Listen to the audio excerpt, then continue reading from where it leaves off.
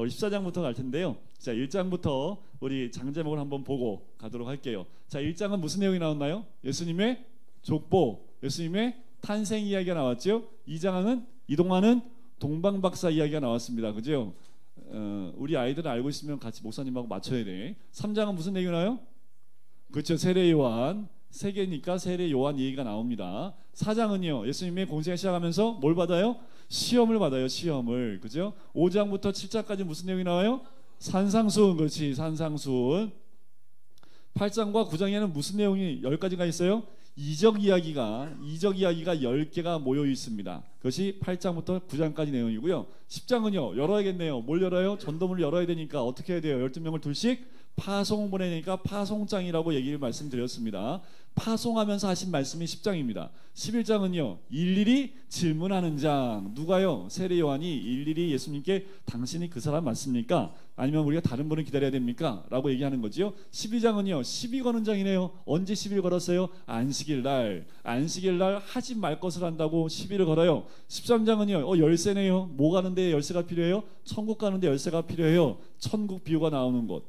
천국 비유가 나오는 것이 13장입니다. 13장에 천국 비유로 다 모아놨어요. 7가지의 비유가 있습니다. 오늘 14장은요, 식사하는 장. 네, 성경에서 식사하는 장은 뭘 먹을까요? 오병이어.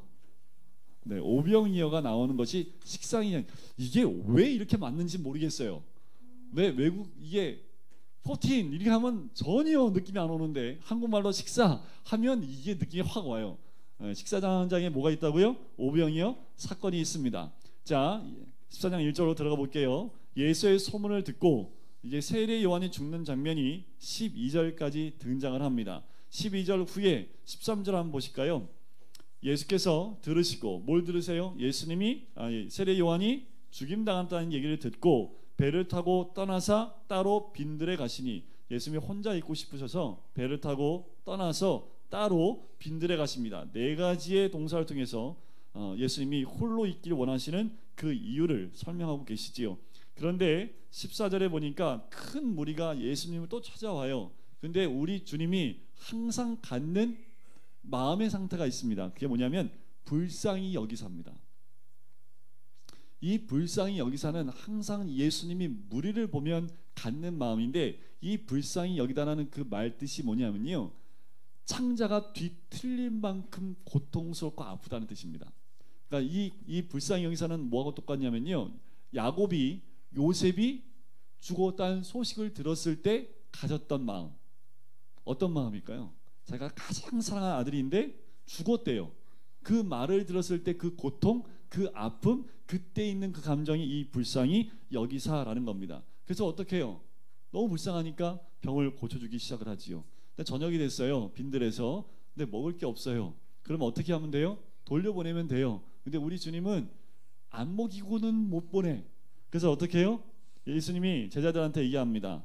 제자들이 보내자고 얘기를 하니까 16절에 갈 것 없다, 너희가 먹을 것을 주라 라고 했더니 이 제자들이 모여서 수덕수덕합니다. 왜요? 돈이 없는데. 다른 복음서에 보면 특별히요, 이 오병이어는 다른 이적은 그런 경우가 없는데 요 이적은 사복음서에 다 나와 있습니다. 사복음서에 나와 있는 게 참 외우기 쉬워요. 식사 준비를 누가 하냐면요, 식사 준비를 육구역에서 담당해요. 마태복음, 마가복음, 누가복음, 요한복음입니다. 장만 적어놓은 거예요. 여러분들이 잘 모르시겠죠? 근데 이게 굉장히 중요하거든요. 이게 이 학교 다니는 우리 전도사님들은 요거 외워 있어야 돼요. 마태복음 몇 장이 나오는지, 마가복음 몇 장이 나오는지 성경에 보면 다 나와요. 여러분들 성경책 보세요. 오병이어를 먹이시다 옆에 가로치고 몇 장 몇 절 나오지요. 그지요? 자, 그래서 요거는 이렇게 외워요. 식사는 육구역에서 담당한다. 그래서 이렇게 외우시면 돼요.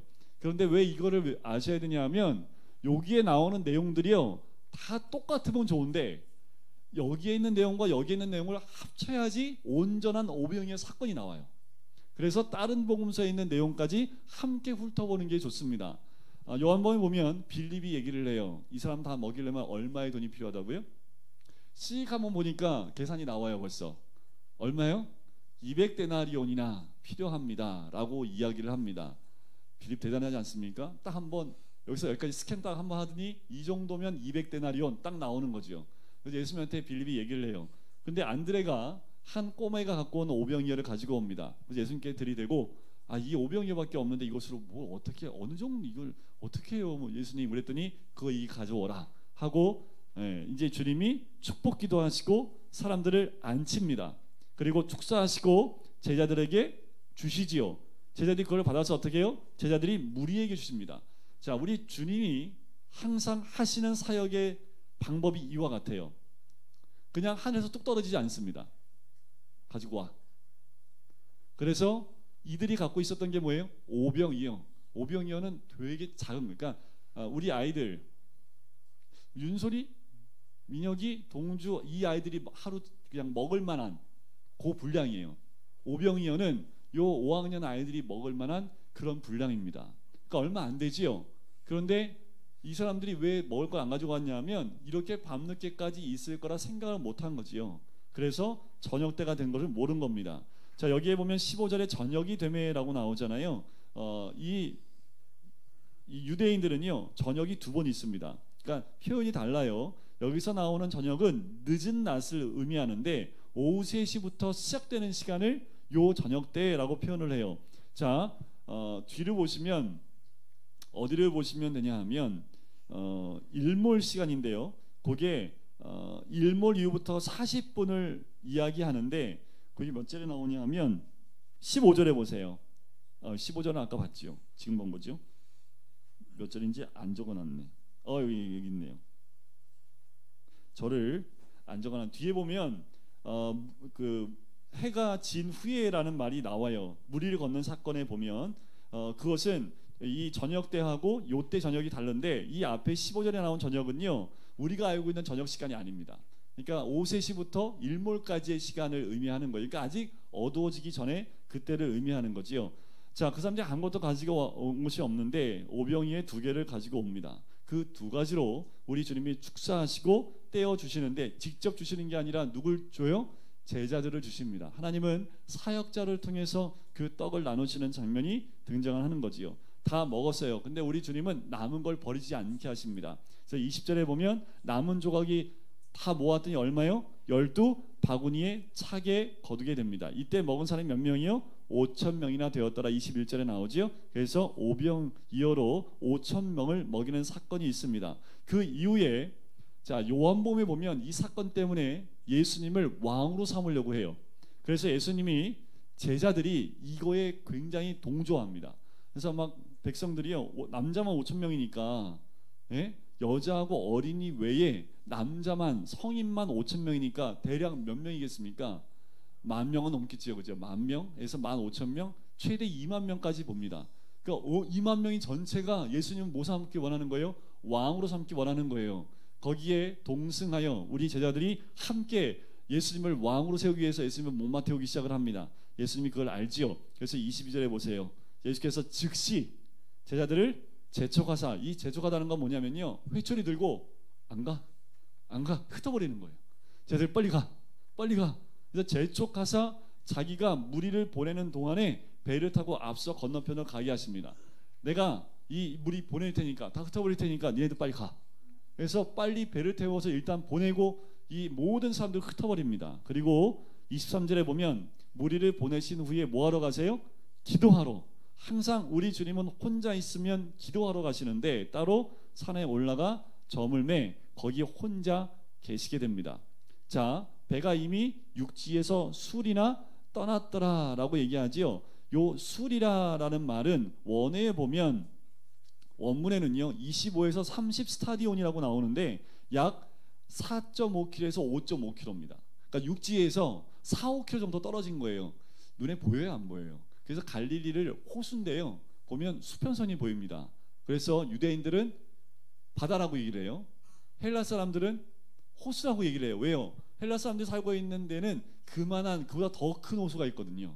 그러니까 이 갈릴리 바닷가는 바닷가가 아니에요. 자, 지금 멀리 떨어져서 육지에 보이지 않은 그때에 자, 배가 그렇게 떨어졌는데 24절 끝에 보세요. 물결로 말미암아 고난을 당하더라. 25절 밤 사경에 예수께서 바다 위로 걸어서 제자들에게 오시니. 여러분들 이게 지금 밤 사경이요. 원래 밤 사경이 있으면 또 몇 경이 있을까요? 네. 5경은 없어요. 네. 1경부터 4경까지 있습니다. 1경부터 4경까지 이게 로마식 시간법인데요. 저녁 6시부터 밤 9시까지가 1경이고요. 밤 9시부터 자정까지가 2경입니다. 그리고 12시부터 오전 3시까지가 3경이고요. 4경은 오전 3시부터 6시까지 요 마지막 타임이 4경입니다. 자, 4경에 4경을 헤매고 있지요. 그죠? 왜요? 앞이 안 보여. 다른 때보다 더 어두운 때가 언제예요? 해가 뜨기 직전이 가장 어둡지요. 그러니까 가장 어두운 그때에 여러분들 저녁 때 보냈으니까요. 요때 보낸 거예요. 그죠? 그죠? 그리고 만약 6시쯤에 보내서 6시쯤에 만났다면 몇 시간을 지금 바닷가에서 헤매고 있는 거예요? 총 12시간. 짧게는 6시간이라도 9시간을 볼 수 있고요. 9시간에서 12시간을 지금 그 바다 위에서요. 폭풍 때문에 헤매고 있는 거예요. 그 과정 가운데 우리 주님이 뭐 하고 오시는 거예요? 바다 위를 걸어서 오십니다.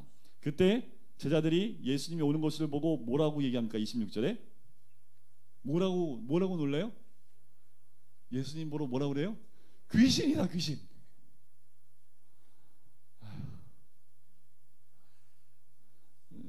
저도 귀신이라고 보지 않았을까라는 생각이 들긴 하는데 지금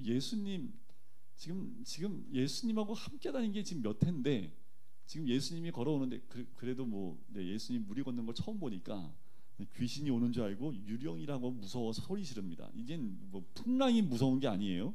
그러니까 예수님 뭐라고 합니까? 즉시 안심하라, 나니 두려워하지 말라. 야, 이때 요 마태복음에 나오는 사건이 딱 등장을 합니다. 베드로가 주님 맞으면 나로 하여금 물이 걷게 해주십시오. 그러면 예수님이 골프 하나 딱 때리고 정신 차리마 이래야 되는데 예수님 뭐라고 하세요? 오라 라고 말씀하시죠. 걸어오라 라고 하시니까 29절에 보세요. 오라 하시니 베드로가 배에서 내려 물 위로 걸어 예수께 가되. 인간이 최초로 물 위를 걷는 사건입니다. 여태까지 한 번도 물 위를 걷는 사람은 그 전에도 없었고 그 이후에도 한 명도 없습니다. 뭔가 있어야지 걷지. 아무것도 없이 베드로처럼 그냥 물 위를 걷는 사건은 뭐밖에 없어요? 요거밖에 없어요. 베드로가 물 위를 걸어옵니다. 근데 물에 빠지죠. 왜 빠졌을까요? 자, 그 다음 절 30절에 나옵니다. 바로 물 위를 걷다가 바로 30절 그 다음 그냥 두 구절 후도 아닙니다. 바로 한 절 다음에 바로 나와요. 바람을 보고 뭘 보고요? 바람을 보고. 처음에 물 위를 걸을 때는 어떻게 걸었어요? 어떻게 걸었어요? 물 위는 이거 굉장히 중요하니까 오늘 발견하셔야 됩니다. 그리고 예수님 뭐 어떻게? 예수님? 그 전 거였는데. 자, 예수님 뭐 하라고 하셨어요 지금? 말씀하셨잖아요. 예수님 오라라고 말씀하셨지요. 그럼 베드로가 어떻게 걸은 거예요? 말씀에 순종하니까 걷는 거예요. 이게 우리의 신앙의 기본입니다. 우리의 신앙에 고난과 아픔이 있을 때 그 고난과 아픔을 이겨나갈 수 있는 방법은 뭐예요? 말씀에 순종하는 거지요. 근데 베드로가 왜 빠졌습니까? 이게 앞서가요. 네. 왜 빠졌어요? 30절에 보니까 뭘 봤어요? 바람을 봤죠. 그리고 뭐 어떻게 바람을 보니까 뭐가 확 들어요? 가슴에 두려움이 들어옵니다. 자, 예수님을 바라보지 못하고 환경을 바라보는 순간 뭐가 가슴에 확 들어와요? 두려움이 들어와요. 두려움이 들어오면 어떻게 돼요? 빠집니다. 자, 이걸 묵상하면서 제가 한 가지 발견한 건 뭐냐면 지금 이 제자들에게 고난을 주는 근원이 뭐예요? 뭐가 지금 고난을 주고 있어요? 물이에요, 물. 그죠? 물이 고난을 주고 있는데 베드로가 뭐 위로 걷고 있어요? 물 위로 걷고 있지요. 여러분들이 고난을 주고 있는 그 근원 본체가 뭡니까? 뭐가 여러분들이 여러분한테 고난을 줘요? 관계예요? 그러면 예수님 말씀에 순종하면 뭐 위로 걸어갈 수 있어요? 관계 위로 걸어갈 수 있는 관계 위로. 이해 가세요? 여러분들 왜 고난 가운데서 그냥 그걸 붙잡고 끙끙거리십니까? 베드로가 와 말씀 믿고 순종하니까 뭐 한 거예요? 나로 하여금 고난을 주는 물 위로 걷잖아요. 내가 고난 가운데 있을 때 주님 말씀에 순종해서 가면 뭐 위로 걸어갈 수 있어요? 고난 위로 걸어갈 수 있는 거예요. 근데 왜 고난에 또 빠져요? 예수님 안 보고 환경 또 보니까, 그러니까 순간 뭐가 들어요? 두려움이 훅 들어오니까 예수님은 사라지고 두려움이 나를 지배하는 거죠. 그러니까 우리 주님이 뭐라고 얘기합니까? 빠져가게 놔둬버리는 거 아니죠. 우리 주님 참, 네, 그 정도 되면 물속에 들어가서 한 3번은 꼴깍꼴깍꼴깍 하고 마지막에 안 올라올 때 그때 건져주셔야 되는데, 우리 베드로가 뭐라고 합니까? 소리 질러 이르되 주여 나를 구원하소서 하니 예수님이 즉시 손을 내밀어 그를 붙잡아 일으키시면서 붙잡으시며 이르시되 뭐라고 해요? 뭐라고 하세요? 믿음이 작은 자요 라는 거예요. 믿음이 작은 자요. 결국 이거 빠진 게 뭐가 작아서요? 믿음이 작아서예요. 우리가 고난 가운데 헤매는 이유가 뭐예요? 뭐 때문에? 믿음이 작아서. 왜? 의심하느냐. 우리가 믿고 있지만 에이 진짜 될까? 목사님 100번 읽으면 인생 바뀐다는데 진짜 될까? 안 읽어요. 그러면 안 읽어요. 아니 이 여자분도 하루에 책 한 권씩 읽는 걸 통해서 자기 인생이 바뀌었대잖아요. 그래서 그 증거로 책을 썼습니다. 하물며 성경을 1년에 100독하는데 인생 안 바뀔 것 같아요? 일반 책도 인생을 바꾸는데 바뀝니다. 그걸 의심하니까 우리 주님이 믿음이 작은 자요 라고 말씀을 하는 거지요. 그래서 배 위로 올라오지요. 그때 배에 있는 많은 사람들이 그 예수님을 보고 하나님의 아들이로소이다 라고 얘기를 합니다. 그리고 그 배는 바로 게네사렛이라는 곳으로 가게 되고 거기서도 많은 병자를 고치는데, 자 36절 보세요. 다만 예수의 옷자락에라도 손을 대게 하시기를 간구하니 손을 대는 자는 다 나음을 얻으니라. 제자들은 예수님이 눈앞에 있는데도 믿음이 작은 자였지만 예수님을 한 번만 봤으면, 한 번만 보면 되는 사람들, 그들은 어떤 믿음이에요? 그냥 예수님 옷자락만 만져도 되는 믿음입니다. 그러니까 어떻게 옷자락 맞은 자마다 어떻게 돼요? 네, 여러분들 믿음 작은 자가 되겠어요? 옷자락을 만져서 구원받은 자가 되겠습니까? 네, 그래도 믿음 작은 자가 돼서요 예수님 따라다니는 게 좋긴 해요. 네, 제자들이니까. 자 15장은 이렇게 오시면, 14장은 무슨 장이라고요? 뭐 하는 장? 식사하는 장. 식사는 뭘 먹는다고요? 여러분들 그 성지순례 가면 그 베드로 고기 있습니다. 베드로 고기라고 있어요. 베드로 고기는 아닌데 거기서 잡는 걸 유대인들은 안 먹어요. 율법상 먹을 수 없습니다. 우리나라 사람들 얼마나 좋아해요. 그죠? 회 처먹고 못 처먹고 다 해먹고. 네, 가면 우리 한국 사람들이 제일 좋아하는데 그냥 너무 많대요. 유대인들이 안 잡아먹으니까 그냥 한국 사람들 가면 선상에서 잡아가지고 바로 회 떠서. 네, 그래서 꼭 성지순례 갈 때는 회 뜨는 분과 함께 갈릴리 바닷가에 가시면 회를 맛있게 드실 수 있답니다. 자 15장은요 정결법입니다. 정결법. 이 정결법은 지금도 유효한 정결법입니다. 모든 집에 들어갈 때 지금도 지키는 정결법. 뭐예요? 밖에 있다가 집에 들어가면 뭐 해야 돼요? 뭐? 야, 너는 집에 갈 때 신발 안 벗고 들어간 적이 있었구나. 그게 법이 됐게. 자, 보통 밖에 나갔다 들어오면 우리 어머니는 뭐 씻으라고 그래요? 팔 씻으라고. 네, 손 씻잖아요. 손 씻는 거, 그죠? 이 유대인들이 갖고 있는 법 가운데 하나가, 정결법 가운데 하나가 손 씻으시오. 아시겠죠? 손 씻으시오. 그래서 15장이 나오는 거예요. 자, 15장에 손 씻는. 그러니까 이들이 왜 이런 법이 있냐면요, 이런 유래가 있어요. 뭐냐면 유대인들은 모이면 예를 들어서 제가 부정한 사람이에요. 근데 제가 여기 앉았어요. 그러면 앉았다 일어난 이 자리가 무슨 자리가 돼요? 부정한 자리가 돼요. 근데 모르고 여기 앉는 사람은 무슨 사람이 돼요? 또 똑같이 부정한 사람이 돼요. 그래서 유대인들은 부정한 사람은 격리시킵니다. 그래서 저 부정한 사람 하면 다 알아요. 그런데 유대인들끼리만 모여 있었다면 괜찮은데 이제 딴 나라에 점령당하고 왔다 갔다 하면서 이 유대인들만 살아요? 아니면 이방인도 같이 살아요? 같이 살지요. 근데 이방인들은 정결해요? 아니면 정결치 않아요? 전부 다 부정합니다. 이방인들은 다 부정한, 그 멸망받을 민족을 얘기하기 때문에 이방인 다 부정해요. 그럼 이방인이 앉은 자리는 다 부정한 자리지요. 근데 이방인이 앉았다 간지 알아요? 몰라요? 몰라요. 그 부정한 사람이 만진 걸 내가 만지면 난 부정해져요? 안 부정해져요? 부정해져요. 근데 그거 어떻게 지켜요? 그래서 시대가 바뀌면서 이들이 한 가지 정결법을 또 만든 게 뭐냐면 나갔다 오면 무조건 손 씻는 거. 그래서 그곳으로 정결법을 지켰다라고 했습니다. 나갔다 오면 발 씻는 물을 또 주기도 하고 손 씻는 물을 주는 게 이때의 예법이에요. 그런데 밥 먹으러 들어왔는데 예수님의 제자들이 손을 씻고 먹어요, 안 씻고 먹어요? 소독약이 있어야 되는데 소독약이 없어갖고 손이라도 좀 이렇게 뿌려주고 먹었어야 되는데 이게 지금 없는 거예요. 그것도. 그러니까 어떻게 해요? 어떤 바리새인들이 얘기하는 거예요. 15장 2절 보세요. 어찌하여 장로들의 전통을 범하나이까. 13절에 그러니까 예수님이 너희는 어찌하여 똑같이 얘기하죠. 이들이 어찌하여 범합니까? 그랬더니 예수님도 너희는 어찌하여 라고 또 얘기합니다. 똑같은 어법으로 얘기를 하는 거예요. 그러면서 뭐라고 말씀을 하냐면 여기서 율법을 어기고 있는 이들의 전통을 한 가지 얘기합니다. 뭐냐 하면 10계명 가운데 5번째가 뭐예요? 그렇지. 야, 확실히 우리 애들이 좀 배운 지 얼마 안 된 따끈따끈 애들이라서 네, 부모를 공경하라, 그죠? 부모를 공경하는 것이 5번째입니다. 자, 이 법을 10계명은 어길 수 없죠.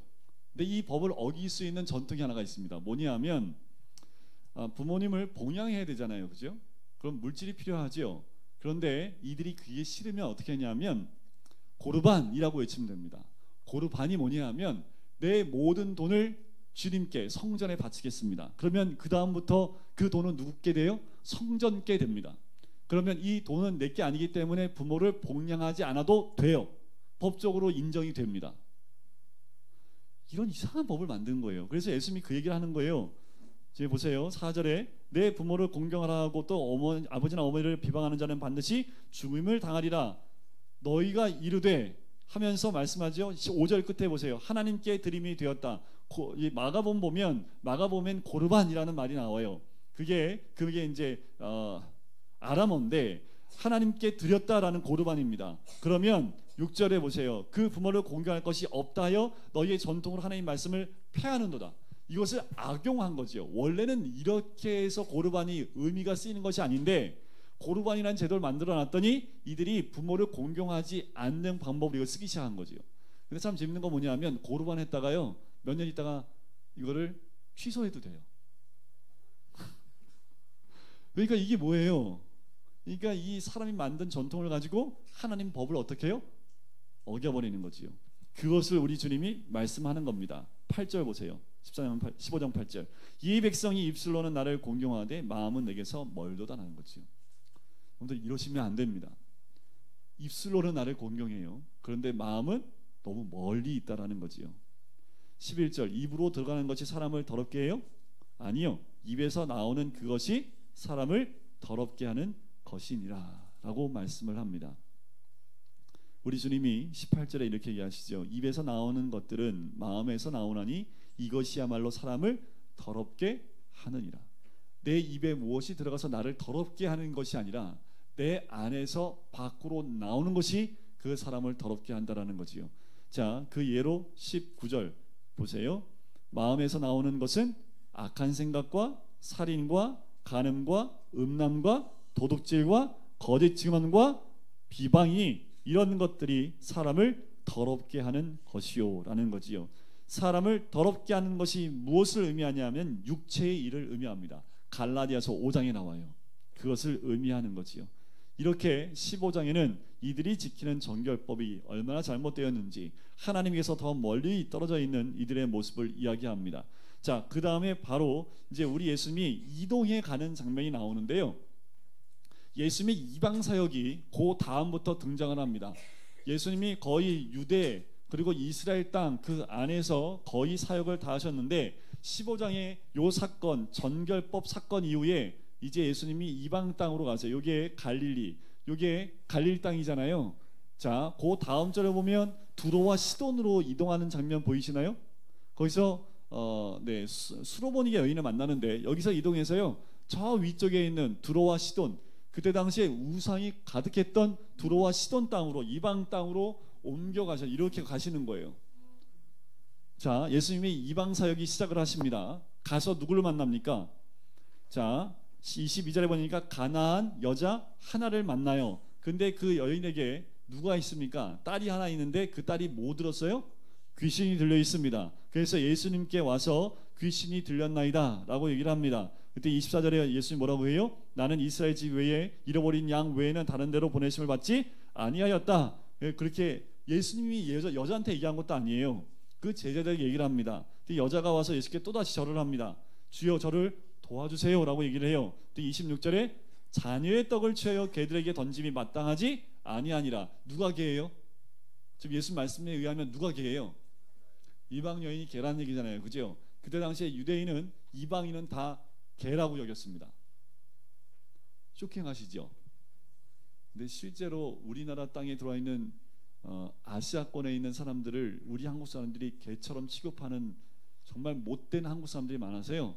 여러분들이 동남아시아 갈 때 조심하셔야 됩니다. 어디 가면 한국 사람은 표적이 되어 있는 곳도 있어요. 너무 한국 사람들이 못되게 해서 다시 자기 나라에 돌아갔는데 다 불구자로 돌아갔어요. 그래서 한국 사람에 대해서 이를 가는 그런 사람들이 참 많습니다. 거꾸로 교회 안에 들어와서 충분히 보상받고 또 위로받고 돌아간 그 지역은 되려 그 사람이 한국 사람을 좋게 얘기하는 지방도 있긴 해요. 하지만 뭐 이때나 지금이나 그런 같은 민족 아니라고 이렇게 개취급을 해요. 그럼 예수님도 우리 이방 여인을 개취급한 거 아니에요? 그럼 어떻게 하나님, 어떻게 예수님이 이 이방 여인을 이렇게 개취급할 수 있을까? 자, 그런데 원어에 보면요, 여기 개라고 나오는 개들 있잖아요. 이게 키나리아라는 헬라 말을 쓰는데요. 요 개는 집에서 키우는 애완견을 의미할 때 쓰는 단어입니다. 그런데 유대인들이 말하는 개는요, 들개. 요새 그 유기견들이 막 이게 그룹 져가지고 막 다니는 그 들개들이 많이 늘어나고 있다는데 그 들개를 의미하는 거예요. 유대인들이 이방인들을 말할 때. 근데 여기서 말한 그 개는 집에서 키우는 애완견을 의미해요. 꾸루미. 우리 재훈이네 집에 갔더니 꾸루미가 있는데 요만했던 애가 이만해져가지고 저도 깜짝 놀랐는데 집에서 키우는 개, 그거를 여기서 말한 예수님이 하신 말씀하고 똑같아요. 근데 그 여자가 개라는 말을 듣고 뭐라고 해요? 27절에 주여 올소이다. 뭐가 옳아요? 개들에게 던지지 않는 것, 자녀의 떡을 취해서 개에게 던지지 않는 것 맞습니다. 그 말. 개들도 제 주인의 상에서 떨어지는 부스러기를 먹나이다. 개 주인의 상에서 떨어지는 부스러기를 먹어야 되니까 집에서 키우는 개인 건 맞아요. 그런데 여기서 그 여인이 스스로가 개라고 자기를 표현하는 거지요. 성경에 보면요, 개로 자신을 표현하는 그 믿음은 굉장히 겸손한 그것을 이야기할 때 이 개라는 표현으로 자신을 표현하는 경우가 구약에 나옵니다. 사무엘상 24장 14절도 나오고요. 사무엘하 9장 8절, 열왕기하 8장 13절 여기에 보면 자기를 아주 낮추는 그 고백으로 개와 같은 나를 누가 얘기했습니까? 다윗이 얘기잖아요. 그죠? 다윗이 얘기잖아요. 그러니까 굉장히 자신을 낮추는 거지요. 28절 보세요. 예수님이 아예 거꾸로 얘기하십니다. 여자여 내 믿음이 뭐하다고요? 크도다. 내 소원대로 되리라.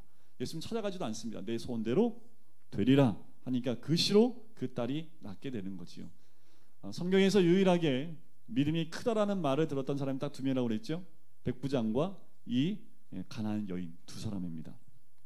그리고 예수님이 이곳에서요, 여기 들어와 시돈에서 이동하셔서 어디로 오냐면요, 이쪽으로 이동합니다. 갈릴리 이 반대편으로. 여기가 어디예요? 군대 귀신 들렸던 자를 고쳤던 그 자리로 예수님이 이동을 하세요. 학자들에 의하면 여기서 시작해서 이렇게 한 바퀴 도는데 약 6개월이 걸렸을 것이다 라고 예상을 합니다. 그 반대편에 왔더니 그 군대 귀신을 고쳤던 예수님이 왔다는 얘기를 듣고요, 사람들이 몰려오기 시작합니다. 그 많은 사람들을 우리 예수님께서 고쳐주시고 말씀을 가르쳐 주시는데 또 32절에 보세요. 내가 무리를 불쌍히 여기노라. 우리 예수님은 항상 불쌍히 여기세요. 그래서 그냥 있는 거 다 퍼주시잖아요. 그죠? 자, 갔는데 먹을 게 없어요. 근데 너에게 떡 몇 개 있느냐? 했더니 34절 보세요. 7개와 작은 생선 2마리. 그래서 이것을 7병2어라고 얘기를 해요. 7병2어를 가지고 또 기도하시고 나눠주시고 37절에 저 남은 조각이 얼마가 남았어요? 7 광주리가 남았어요. 퀴즈. 자, 5병이어 때 남은 거하고 7병이어 때 남은 거하고 어느 게 더 많이 남았나요? 자, 5병이어는 얼마 남았어요? 12바구니. 여기는 얼마 남았어요? 이거 광주리. 이 광주리 원어에 보면요, 사도 바울이 광주리 타고 도망간 거 기억하세요? 그러니까 이 광주리는요 사람을 태울 만한 크기의 광주리예요. 바구니는 어떤 거냐면 우리 동주가 메고 다니는 백팩, 고게 바구니. 동주는 확실히 타 오죠. 이게 자기가 갖고 다니는 게 가방이 얼마나 작은지 아니까. 그러니까 12바구니는 게임도 안 되죠. 한 바구니는 12바구니 그 한 광주리에 들어가면 다 들어갈걸요. 그러니까 그만큼 이거는 그냥 한번 여쭤본 겁니다. 네, 또 특별한 메시지 있는 건 아니고. 자, 그렇게 먹고 어린아이 외에 몇 명이 먹어요? 4,000명이 먹어요. 자, 이게 뭐 어떤 의미가 있냐면 이스라엘 계통의 한 신학자가 뭐라고 얘기하냐면 예수님의 사역은 항상 먹는 거로 끝나요. 자, 유대 사역의 마지막에 오병이어 사건이 있었습니다. 그리고 이방 사역의 맨 마지막에 뭐가 있어요? 칠병이가 있지요. 우리 예수님의 모든 생애의 사역을 마무리할 때 뭐 했을까요? 성만찬. 그죠? 그래서 예수님의 맨 마지막에 항상 마무리는 만찬을 통해서 마무리하는 특징이 있다라고 이야기를 해요. 결국 모든 만찬의 끝 성만찬을 통해서 그 의미가 무엇인지 이미 얘기했죠. 이 떡은 요한복음 6장에 보면 오병이어 사건 가운데 예수님이 나는 무슨 떡이에요? 살아있는 떡이니 라고 말씀하시죠. 산떡이라 나를 먹는 자는 영원히 줄이지도 않고 목마르지도 않을 것이다 라는 그 메시지로 연결이 되는 겁니다. 자, 16장은 이렇게 외우시면 됩니다. 16장에는요 정말 중요한 고백이 나와요. 무슨 고백일까요? 누구의 신앙 고백? 그래서 배신고, 베드로의 신앙 고백, 배신고, 인류를 위한 신앙 고백이 나오는 배신고가 16장에 나옵니다. 그래서 몇 절에 나온지 아세요? 인류를 위해서 주기 때문에 16장 16절에 나와요. 어떻게 하든 외우시라고. 인류를 위해서 한 신앙 고백이 나오는 장이 16장 16절에 나옵니다. 뭐 1절부터 나오는 것은 표적 얘기가 나와요. 바리새인과 사두개인이 하늘로부터 오는 표적을 구합니다. 이들이 원하는 하늘의 표적은 뭐냐면 모세가 내린 만나, 여호수아가 해를 멈추게 했던 사건, 그리고 사무엘이 천둥과 번개를 내렸던 그 하늘의 사건, 이것을 요구하지만 우리 예수님이 보여줄 건 뭐밖에 없다고요? 요나의 표적밖에 보여줄 것이 없다라고 말씀을 하지요. 그러면서 예수님이 하시는 말씀이 16장 6절 보세요. 바리새인과 사두개인의 누룩을 주의하라. 그 누룩이 곧 뭐냐 하면 12절에 교훈을 삼가라는 교훈. 그들의 교훈을 삼가라고 말씀하신 줄을 그제야 깨달으니라 라고 이야기합니다. 여러분들 조심해야 될 것은 하나님의 말씀 이외에 다른 것들은 이렇게 우리에게 교훈으로 들어오는데 우리 귀가 그 교훈에 더 많이 열려 있습니다. 말씀에 근거하여 보지 않고 세상의 교훈에 따라 내 귀가 열려 있게 되면 하나님 말씀 그대로 받아들이기가 어렵다라는 거지요. 자, 그들을 데리고 어디로 가냐면요, 빌립보 가이사랴 지방으로 갑니다. 이 빌립보 가이사랴가 어디냐면 요 위로 쭉 가면 여기 헬몬산이라고 나와요. 여기 보면 가이사랴 빌립보가 나오고요, 요 위쪽에 보면 메로모스라고 나옵니다. 자, 쭉 타고 올라가면 메로모스 옆에 가이사랴 빌립보가 있는데 이 가이사랴 빌립보라는 이 도시는요 신이 시작된 곳이에요. 자, 어떤 신이냐 하면 그때 당시에 이 빌립보 가이사랴라는 곳은 원래 이름이 빌립보 가이사랴가 아닙니다. 본래 이름은 파니아스라는 이름을 갖고 있습니다. 근데 빌립보 가이사랴예요. 필립라는 황제를 위해서, 가이사랴 황자를 위해서 그 도시를 다시 만들어 바친 도시, 그래서 빌립보 가이사랴라고 해요. 근데 가이사라는 이름 많이 들어보셨죠? 성경에 많이 나와요. 여기도 그 가이사라는 이름을 받은 겁니다. 이곳에 가면 가이사를 신격화하는 그 신전이 있습니다. 신전이 가장 많이 모여 있는 곳이 이곳입니다.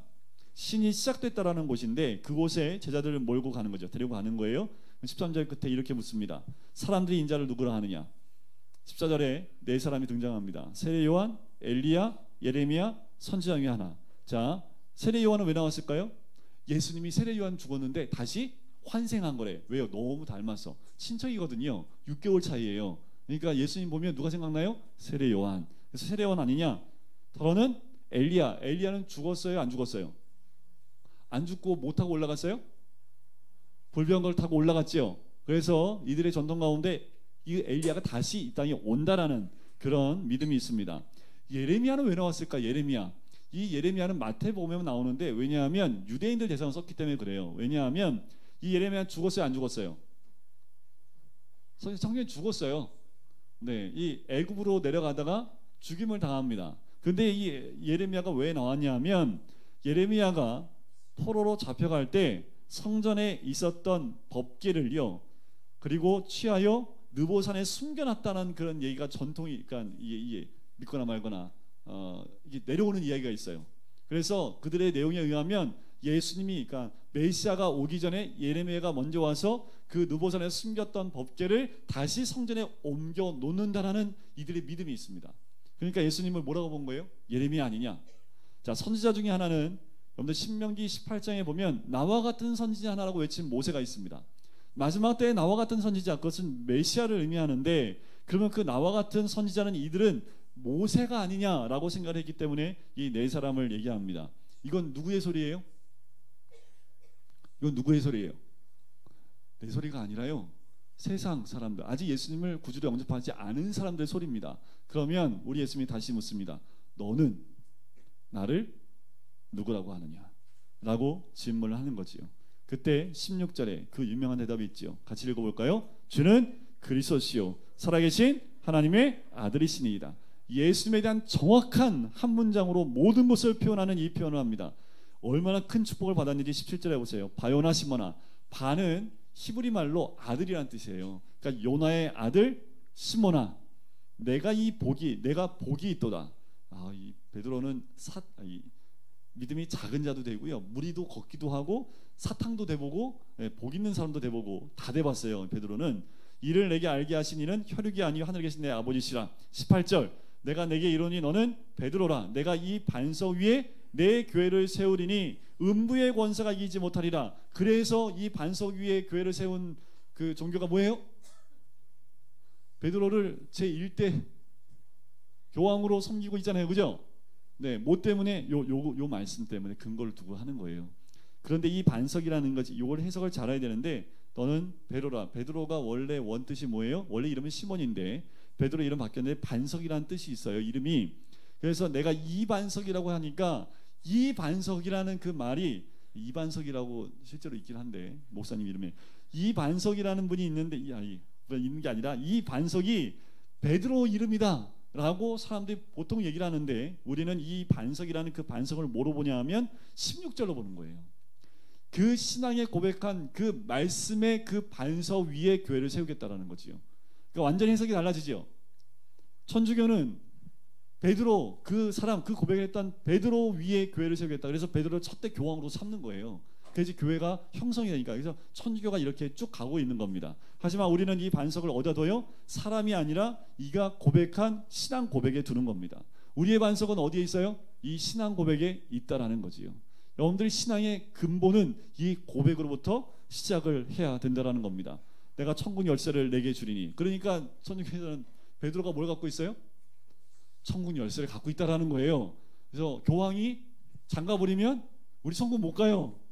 교황이 열어놓으면 우리 천국 가요. 그러니까 중세시대 때 어떻게 해요? 교황이 엄청난 그 권력을 갖지요.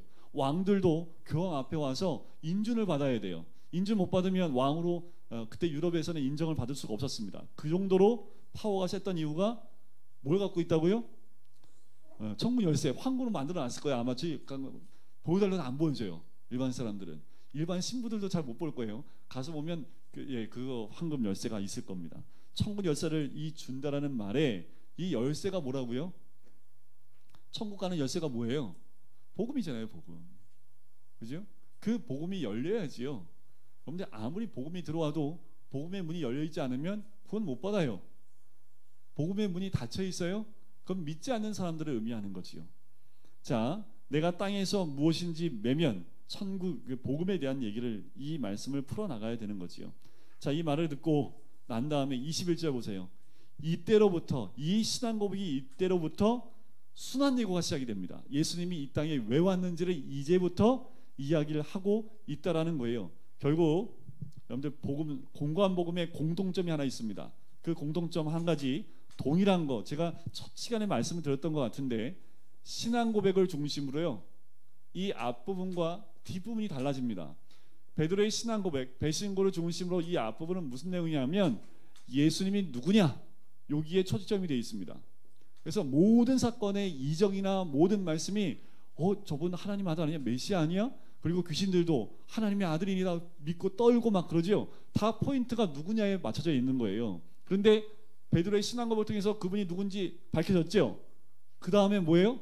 그럼 내가 여기 왜 왔냐? 이 땅에 내가 왜 왔는지 알아?